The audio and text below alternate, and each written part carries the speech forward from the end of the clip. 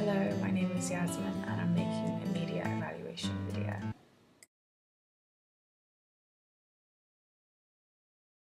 I decided to put a clip up from my trailer of a girl looking around in fear, holding her phone.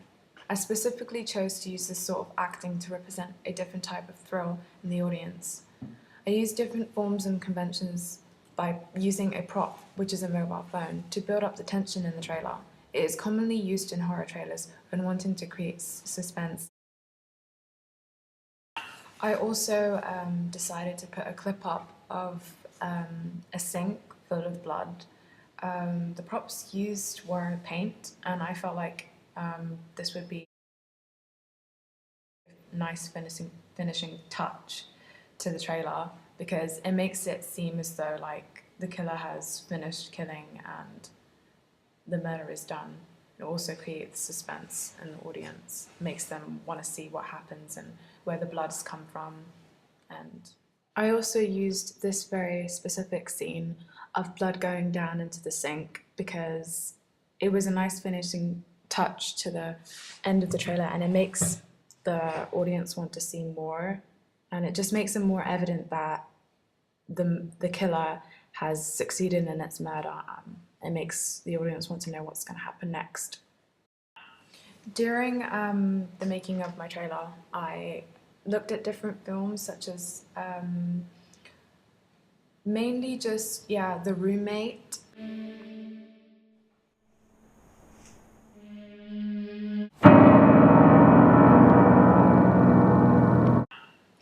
Also, during horror films, you usually notice that there's a lot of like high tension music.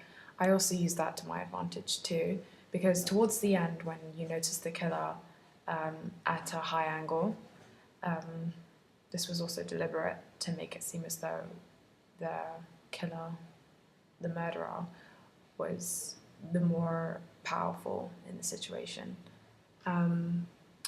With that scene, you notice that the music heightens and there's a different sort of feel to the whole trailer. Also, in my film magazine and my main product and the poster, you'll notice that I used the same font throughout, and I felt like this was a good decision because it almost makes like a logo for the whole overall product. I felt like also it makes a big connection throughout all of it, and it makes it more effective for the audience because they'll be able to say that, oh, they know that film. And I also chose the title specifically to make sure that it was one of those titles that was more rememberable and just something that would stand out. I felt like this was more effective because it just makes the film it makes the film seem more like a horror film instead of like using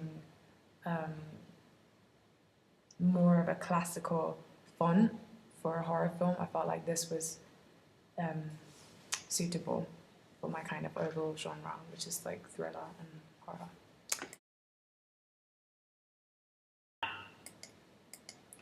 What kinds of audience feedback will you seek for your product, and what things might you learn from this? The type of audience feedback that I've gathered is from my classmates. I've made a video of all their feedback and basically what their thoughts were on how my film and my ancillary products connected. And I felt like it was more appropriate for me to ask a lot of my friends to tick boxes, and I filmed some of them ticking the boxes of what they've liked about my ancillary products and my main products, and basically their overall thoughts on what type of horror my film is, and basically generally everything. And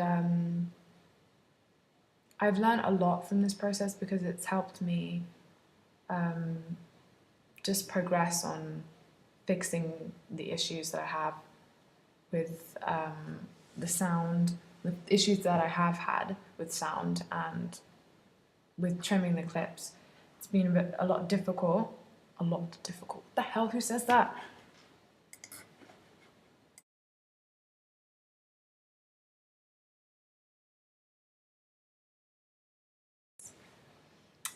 I used a range of different programs that aided me in terms of just making my media product more presentable and more like how it's supposed to be in terms of the conventions that I'm supposed to follow with making a horror trailer. I used Photo Bucket, which is a program online which helps you just put in the finishing touches of any image that you choose. And I used my magazine ancillary image because it helped with smoothing out the image and making it more presentable and more like how a magazine should look like. And I also used this for the poster, for you smoothing out the font, because I didn't want any rough edges, and it just made the image more like a poster in terms of HD quality. It made it more realistic.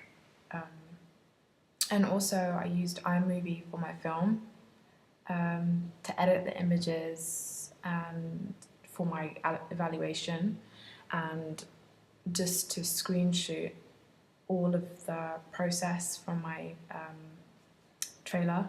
And it helped me just document and research everything that I needed to for my blog, which is Weebly. And yeah, it aided me in terms of allowing me to just document everything and just to put it into words, in my own words, in my blog. This image of a star was used to replicate what is usually placed within magazines. Most of the time, this is used to show the separation between each film that is highlighted as new or out now. I used this to make this film look and appear more exciting and attractive.